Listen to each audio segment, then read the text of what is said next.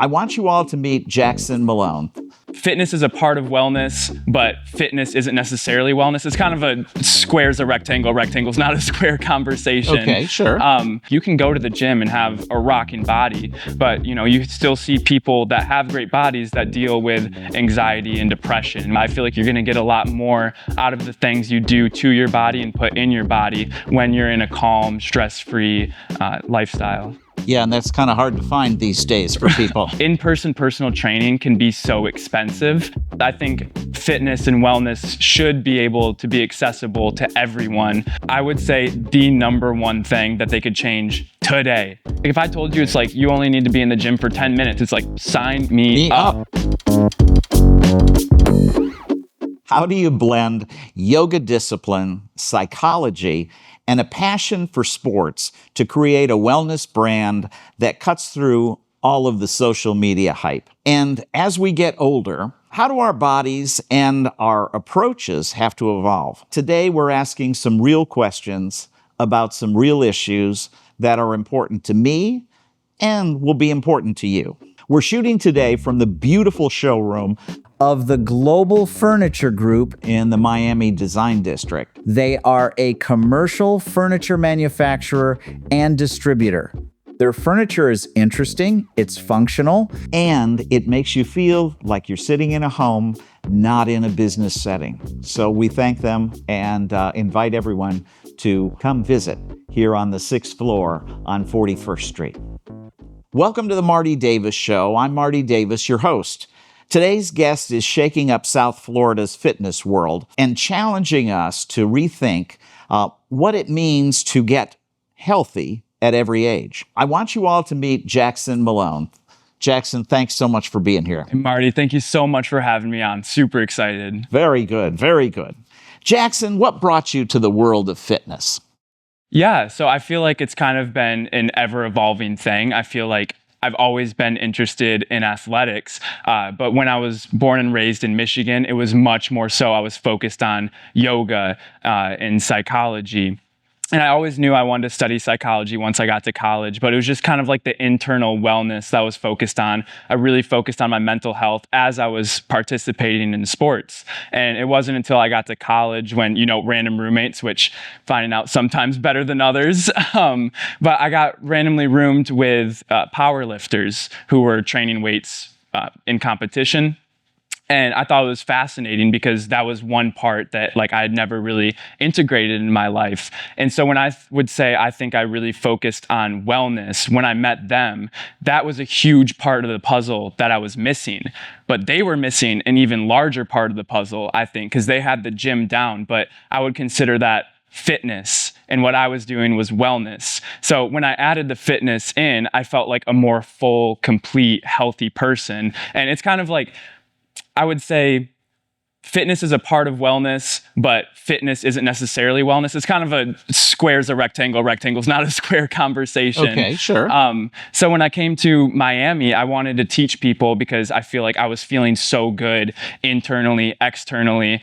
So I became a personal trainer and started training people in person, and kind of ran into the same problem where we were getting great workouts in, the physical was so good, but there wasn't time or it wasn't a priority to talk about everything internally, per se. And so tell us about the various aspects. You talk about, these weightlifters that brought that part to you as, I'm sure, a pivotal moment for you. But what are these various pillars that are each one of them important to be healthy? Yeah, absolutely. So I think if your primary goal is building muscle, you're going to look at nutrition in a certain kind of way. You're not going to view nutrition in the terms of, how does this affect my gut health? What is this doing to my hormones? How clean or unclean am I eating? And then when we talk about something like sleep or mental, it's like you can go to the gym and have a rocking body, but you still see people that have great bodies that deal with anxiety and depression. And when you talk about, which one's more important, I think I would always rather be, mentally healthy than physically. But if you had a choice, why not pick both, right? Sure. And they're very intimately correlated with one another. I think having good physical health can help out with having good mental health, and vice versa. I feel like you're going to get a lot more out of the things you do to your body and put in your body when you're in a calm, stress-free lifestyle. Yeah, and that's kind of hard to find these days for people. 100%. So you're known for this blending of psychology, sports, and technology.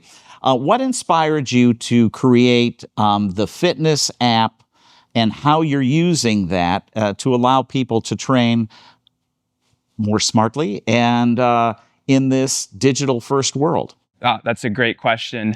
I would say it kind of came into, since I do online personal training now, there's a lot of connotations around that, but how I viewed it is I wanted a platform where I can view and look at and help people in all aspects of wellness, whether it's not only giving them programs where they go to the gym and complete the workouts, but we also there's course curriculum where we get to talk about their sleep, their hormones, their recovery.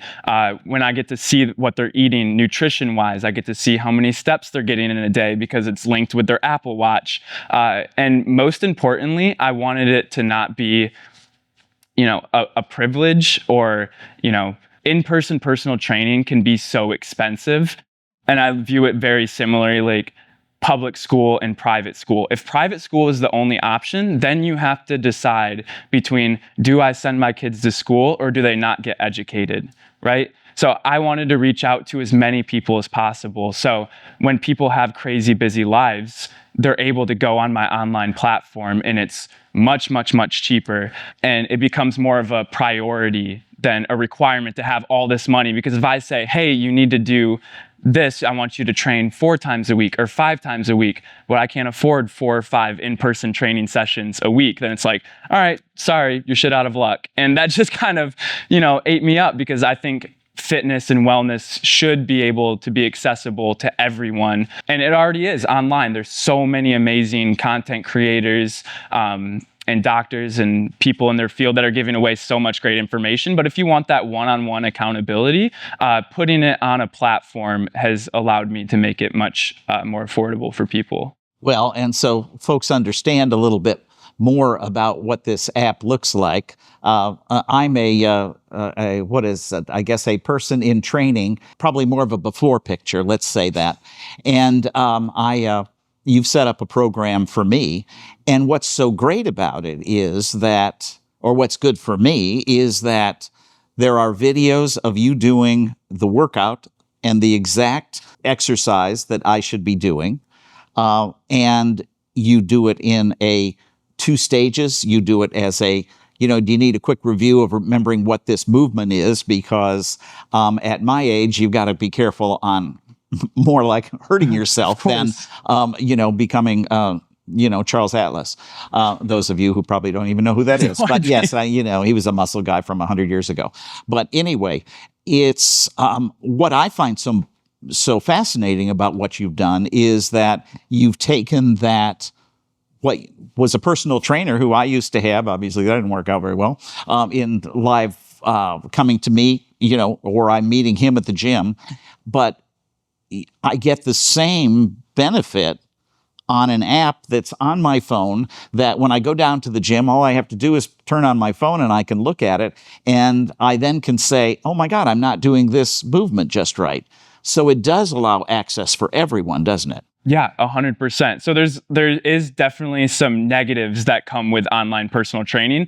Most of all being you're not there in person, and that's what I'm really concerned about, is the people being safe. So I've tried to put in as many kind of fail stops as possible, where one, there's a video of me doing it. I send a video explaining, how to set up, whether it's a machine or a dumbbell or a free body, how to set up the movement, where the mind-muscle connection should be. If you feel tired, this is probably what your body's going to want to do to cheat. So this is how we correct it. Right. And even as you go far of that and still aren't sure about it, every single time you can put in exactly how much weight you did and take a video. It, boom, instantly sends it to me. I get to review it and then in real time be able to respond and give any course corrections if need be. Yeah, and you've even changed my program from one time to the next because well, I felt like, oh, that hurt a little bit when I did that. Right. And you tell me, well, don't do that anymore. Do this.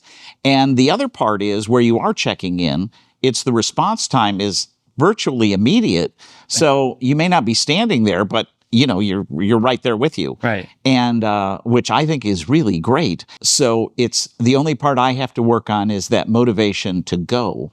But I do feel much better after I've done it. That's all part of it. But we've talked a little bit about working on the machines or weights or the bicycle for 10 minutes before I get started with mine, and then the elliptical maybe and all of that. But let's talk about some of these other aspects. You mentioned tiredness, and I think you brought up sleep. How important is sleep in your overall health? I would say, and I try to not speak in hyperbole, but I cannot emphasize this enough. If I were to sit down and talk with someone, I would say the number one thing that they could change today is getting better sleep. And it's not an exaggeration. I've gone to so many different conferences and so many different people. People can't agree on anything, I'm sure, as it relates to every other aspect. I'm in my little wellness. Well, we've seen Congress, so Yeah. yes, I know, yes. Yeah, so maybe not as divisive as that, but especially in the field of wellness, some people think this is better, whether it's how you eat. But every person I talk to or listen to, whether it's a neurologist, a dietitian, someone that works with hormones and perimenopause, across the board, sleep is the number one thing. And that, for me... So what's sleep? What? Tell our audience what they should be doing. Yeah, so I would say sleep is going to be the straw that stirs the drink for everything else, because you might not even know your baseline until you get that correct. Because when we think of us as physical, we're mind, body, soul. So when it comes to your mind, sleep plays a huge role when it comes to cognitive repairing, memory storage, even just our overall temperament. A crazy thing I saw is when you go 19 hours without sleep, which seems like a lot, but it's midnight to 5 or 5 a.m. to midnight, you have the equivalent mental capacity of someone with a 0.05 BAC. So you're barely under the legal limit of driving, blood alcohol content. Okay. Very good. So it completely changes your mind. With your body, this is when we talk about recovery. So not only in the gym with tissue repair, muscle repair, overall recovery, but we start to talk about cortisol levels, insulin sensitivity, hormone regulation. And then when we talk about soul, it's you're actually limited in your ability to have empathy when you're severely lacking sleep, because you don't get a good night's sleep, you wake up and someone tells you a problem, it's I don't care. It's so See, Michael, this is my problem. I'm not getting enough sleep. So how many hours of sleep should we be getting? I would say you can find a couple different things, but just to be on the safe side, to say something more universal, I would say 7 to 9 hours. I would say 7 is a minimum, where, obviously when you talk about anything, when it comes to medicine, there's going to be anomalies that don't need it. And there's some people that are going to be in that upper range where they need 9+ hours, which sometimes just to fit our schedule is impossible. So I always say 7, 8, 9 hours. Very good. And is there preparations that you recommend for what you do right before you go to bed or what you do when you get up in the morning? Yeah, of course. I think having a good nighttime and morning routine, because sometimes getting up can be the hardest part about sleep.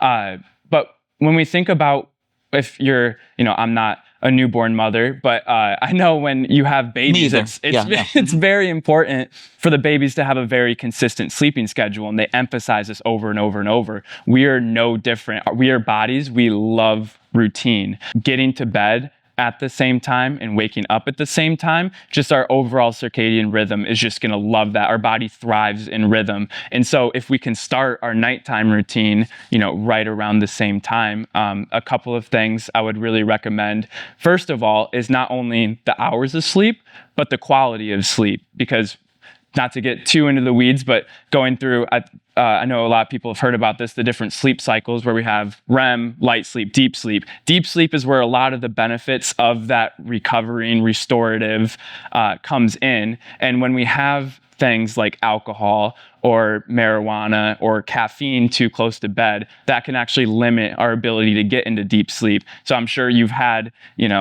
maybe more drinks than you'd be proud to admit. You sleep 10 hours, you wake up and you don't feel rested at all. It's like you didn't get any deep sleep pretty much. Your brainwave stayed like it was awake the entire time. So I would say avoiding those things first of all. So avoiding things like alcohol or caffeine before you go to bed. When can I have my last drink?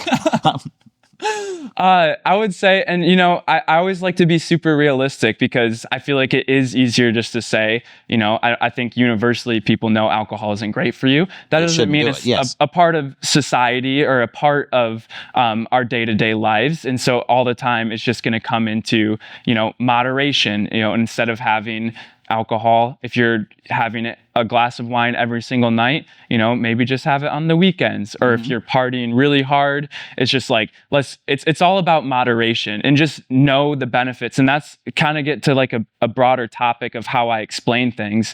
I would say a lot of the things I would tell you necessarily aren't going to be like groundbreaking or earth shaking, that getting sleep is good, working out is good, eating healthy is good. But then why, if everyone universally understands that, why don't we do it, right? And so that's why I like to explain the actual consequences if you don't and the benefits if you do.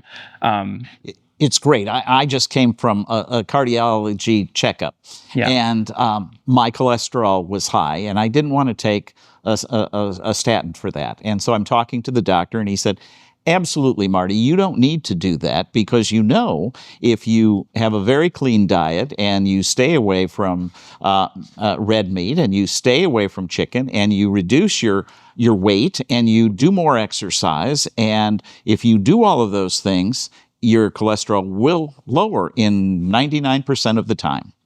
And he said, but we give pills because you're not going to do that. And we know that you're not going to do that. Yeah. And so you can make up your mind on whether you're going to be consistent with that. And so sounds like just what you're trying to emphasize for folks at the same time. 100%. I feel like I use psychology in my curriculum to help people. And I know a lot of other people that are in sales or business use psychology in my field to take advantage of people, because in psychology, our brain, we take the path of least resistance. Sure. So, you go and see something and it's like, oh, here's how to get abs in 12 weeks, or here's how to get huge biceps in a month.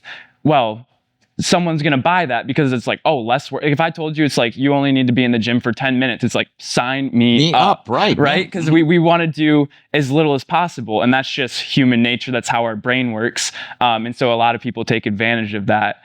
So, just kind of going in to promote, this is why we do things. You could go to a mechanic and he says, hey, like, your engine's bad, like, you need to fix it. And it's like, oh, I know, the check engine light's been on. And it's like, but it's this much money. And it's like, no, I don't want to do it. And so, but then if the mechanic explains to you, all right, if you don't fix this, this is what's going to happen. It could cause this or this or this or this, or now think of your kids and so now it's like, all right, now I understand why I need to fix this. Even though this whole time I've known I need to fix it. Now I know why. Boom. There's like no amount of money that could like keep me from being as safe as possible. It's great. And clearly, you know your stuff. So it's easy for you to be able to explain that to folks. And a little bit different than what your average trainer, if you went to, it's just like, do it. Says, why? Let me show you. So. Yes, that's right. And is it hurting yet? No, not yet. Harder. Yes. Okay. Right.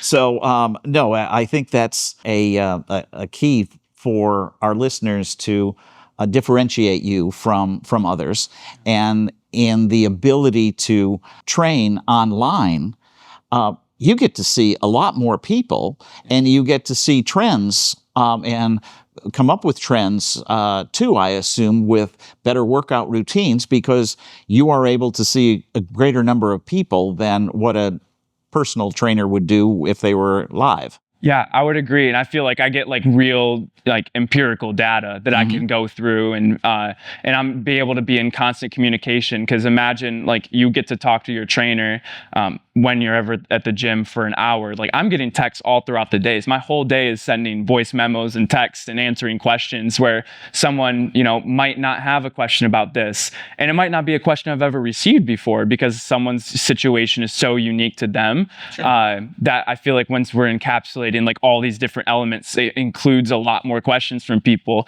but it's what I love because that's what they hired me to do. And it's not their job to go trial and error and figure it out. That's my job. They have their own careers, their own families, their own whatever. So I'm just kind of like that answering board for them. And you're right, the more people that I get to, talk to and work with, the better equipped I am with some answers. Sure. No.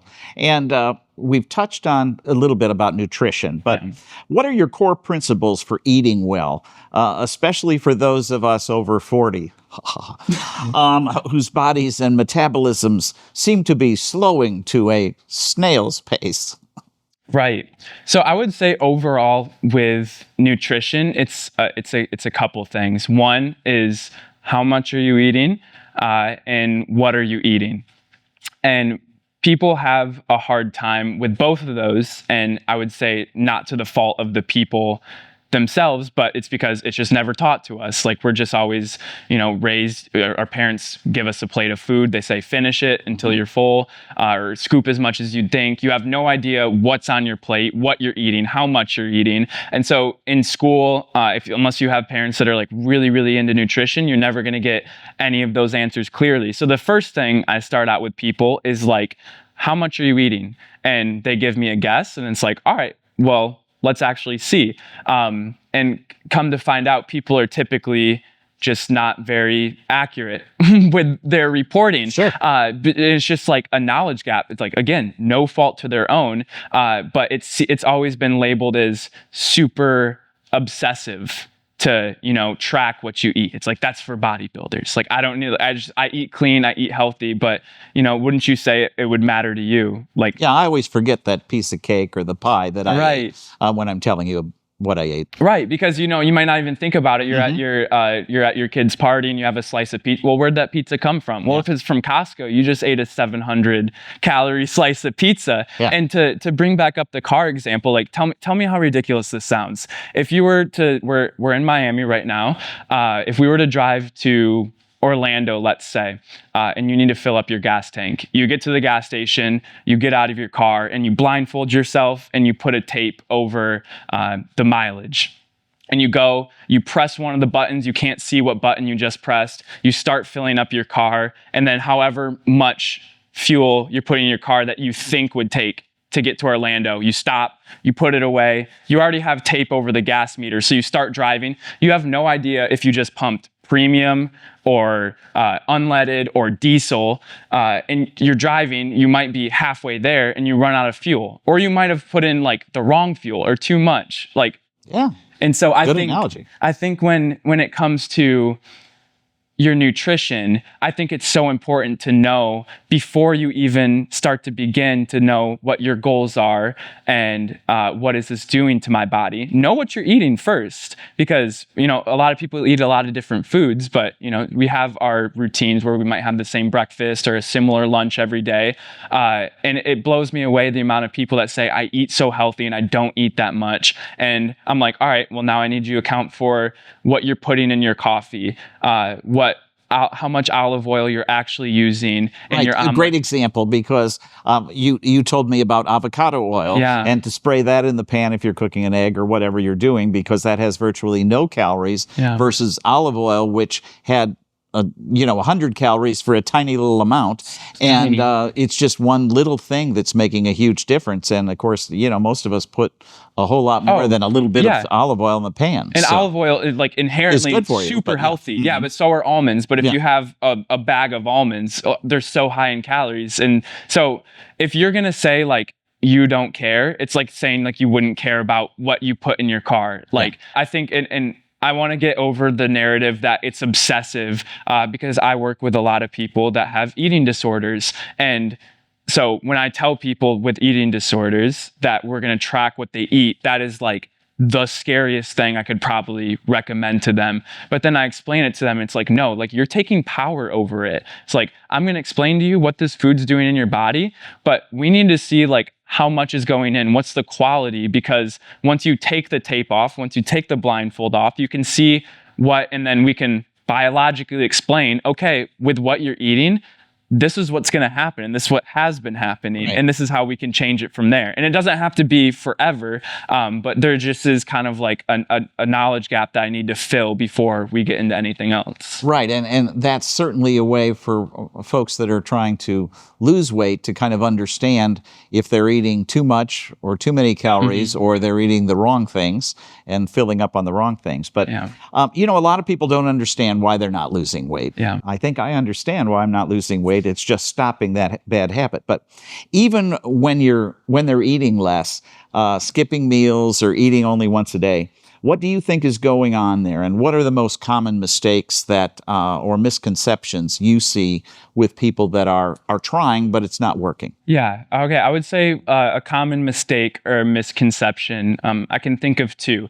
One of them primarily being where people are severely under eating, or they're eating very inconsistently. And so when we understand the process of what our body is doing, our body is trying to survive. A secondary feature is aesthetics. Our body doesn't care if we're aesthetic before it cares about if it's going to have enough food or storage to survive or not. So let's take the example of under eating or inconsistent eating first. Let's say their normal day, they're burning like 2,000 calories a day. And that is a lot of different factors. But let's say they have a couple days in a row where they're only eating 800 calories, a significant deficit. And then the third day, they have a day where, they're going out for drinks, they have a pizza party, they do whatever, and they're closer to 4,000 calories for the day. It can sneak up on anyone really quick. Well, it's like, those days, they don't it's 800 plus 4,000 is averaged over 3 days. It's like your body during those periods goes into survival mode because, our body's very smart, but it's also pretty dumb. It doesn't know that you're just, maybe busy that day, or you're just not trying to eat very much. You might as well be in the jungle because it's like, I'm underfed. I need to survive. And so when you have an influx day after that, it's not going to go to all the right places that it should. It's going to go right into fat storages because it doesn't know when it's going to have another 400 to 800 calorie day. So it's going to want to have some extra fuel. And on the flip side of that, let's say I never overeat. Some different things that come into that is your body adapts and it slows down, and your overall NEAT, which is where we burn most of our calories throughout a day, which is non-exercise activity thermogenesis. Big tricky word, but pretty much just think of like your day-to-day, like walking around, doing groceries, standing up, sitting down, things like that. Your NEAT goes down exponentially, and your metabolism slows down with this prolonged under eating. So it's like, I'm this height, this weight, I should burn this many calories. Well, that was the case, but now your body's adapted to slow down your metabolism because you're constantly underfeeding it. A lot of people in terms of weight loss thinks of less is more. Less is usually just less nutrition, slower metabolism, less energy. And so what we try and do is stay in a consistent and small deficit, because if you're in such a small deficit, your body's going to be taking care of like the survival aspect. It can survive, it can be healthy. Well, now it can look to aesthetics. Mm-hmm. And then that's where it can start. Instead of taking away your muscle, it'll take away your fat. And that's, I would say, one of the biggest misconceptions. So in other words, consistent eating at a small calorie deficit. Yeah, like 20%, I would say. Okay. It makes good sense. Yeah. Movement is medicine. Yeah. But prescription changes as we age.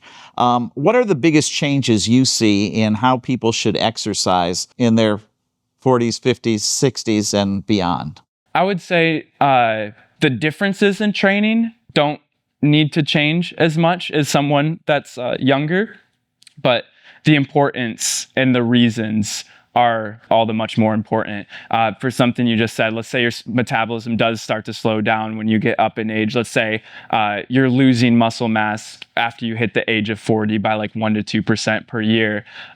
So that just means eating enough protein and training enough just becomes that much more important. And I would say I'm kind of biased, but also this isn't how everyone thinks. So if you train with me, more than likely we're going to do strength training, and we can go into all the benefits of why I think that's the singular best way to train.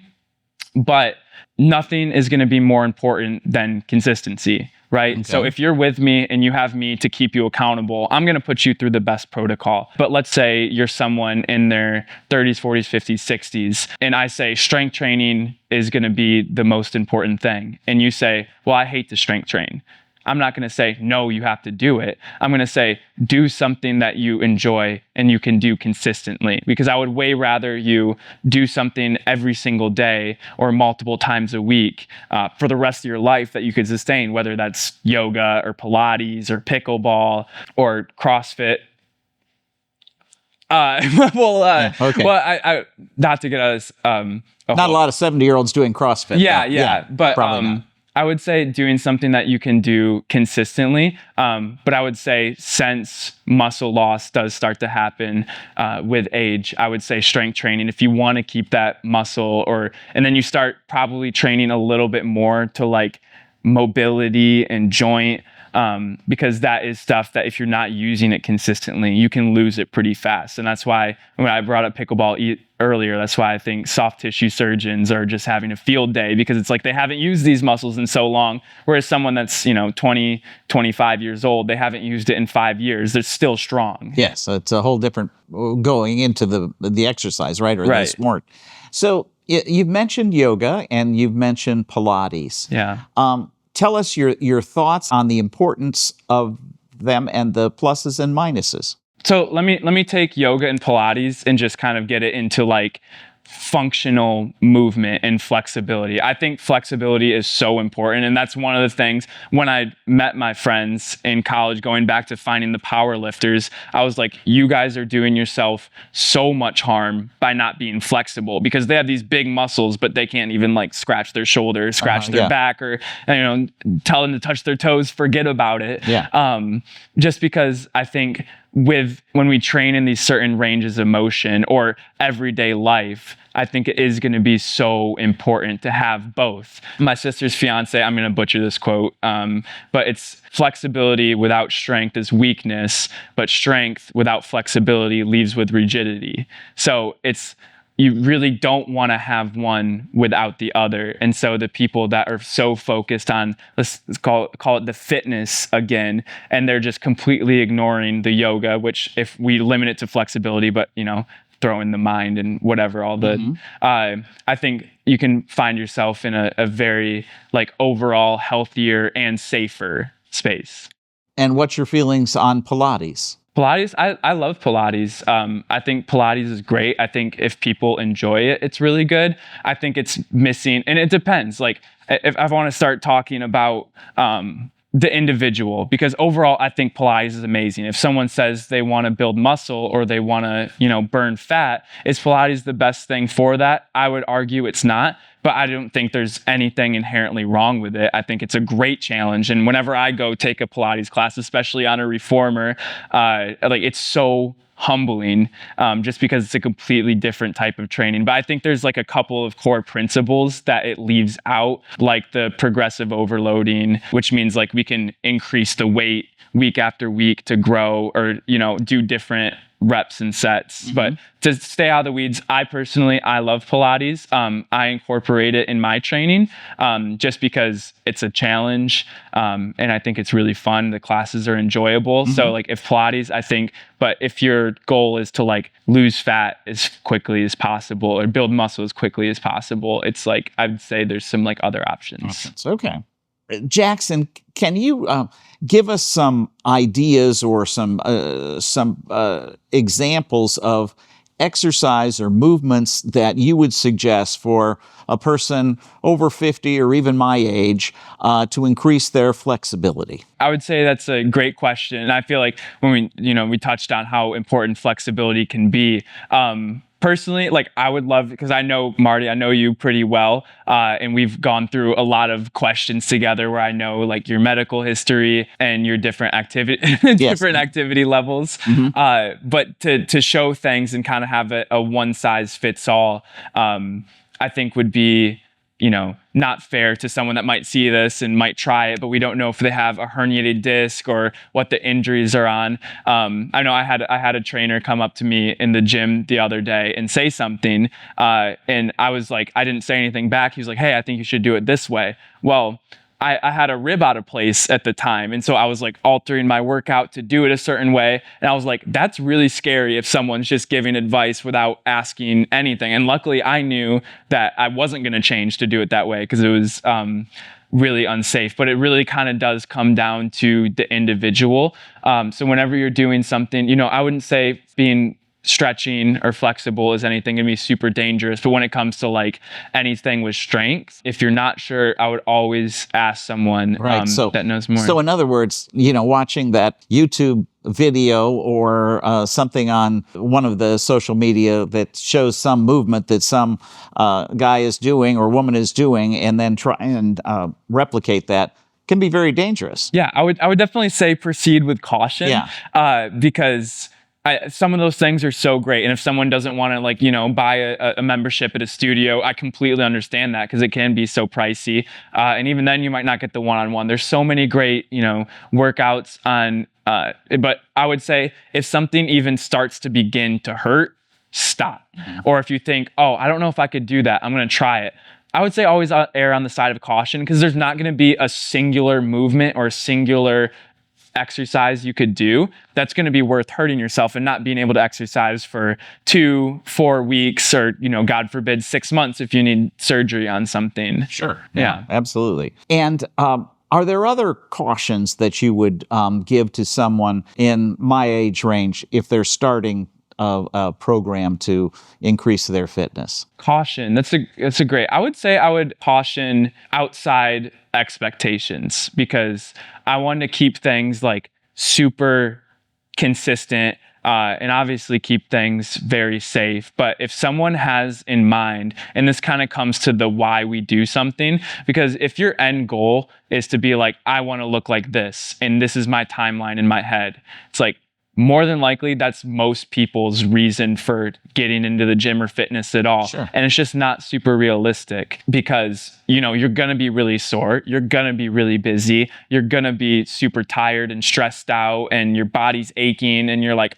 I don't care how I look. And so I'm going to stop. You're going to fall out of routine and you're just not going to do it. So I would caution people, especially if they're starting out, like, just do things we can do consistently and like view your sleep as important as your eating, as important as your daily steps in a day, as important as your training. And so, if you mess up one of these things, it's like, don't make everything so extreme where you're just not going to be able to do it after a couple months. Because we see that trend all the time. People have their New Year's resolution and I don't believe that's fake at all. I believe people are genuinely, truly motivated to do better about their health. But we typically see they start out in January, they have this crazy plan or idea, it's super unrealistic, super unattainable, and then, your motivation typically lasts about 2 to 3 months. And so that's why we see in February and March. I love it because the gym kind of clears out, but I know I want as many people as there as possible. But that's like this that's why we go on these cycles of like, I'm motivated and not realistic. So I would say,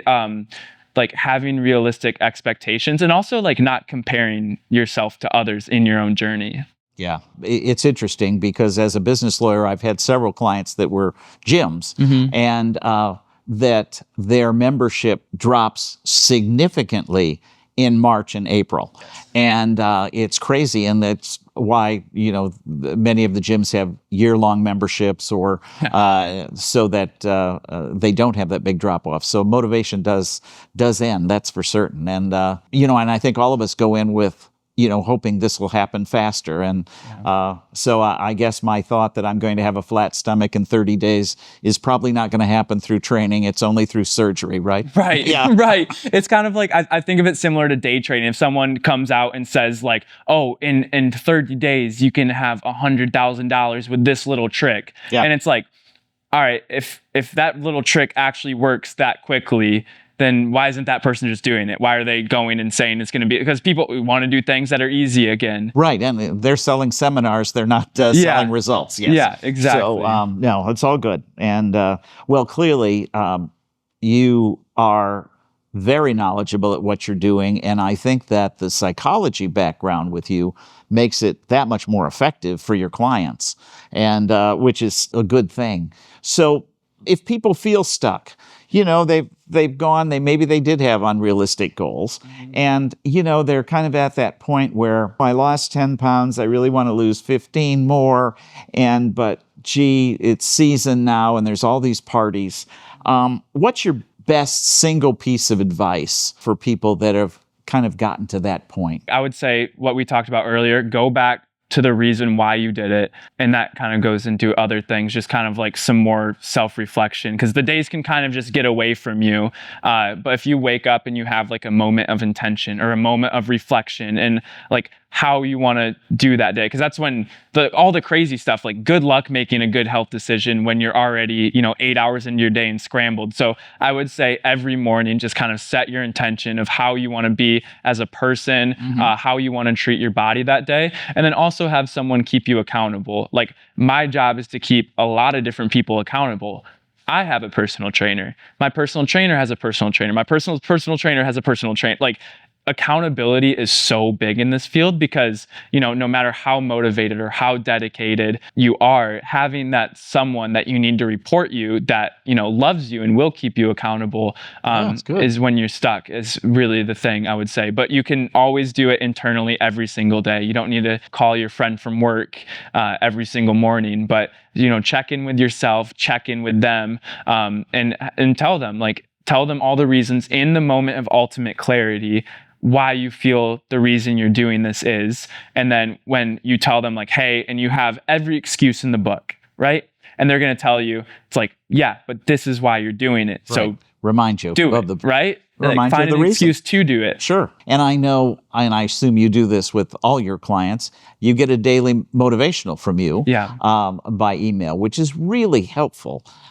because most of the time the results are based on your actions today. And take this one step at a time, and be consistent. So it's all good. I clearly am impressed with your knowledge and this online program that you have.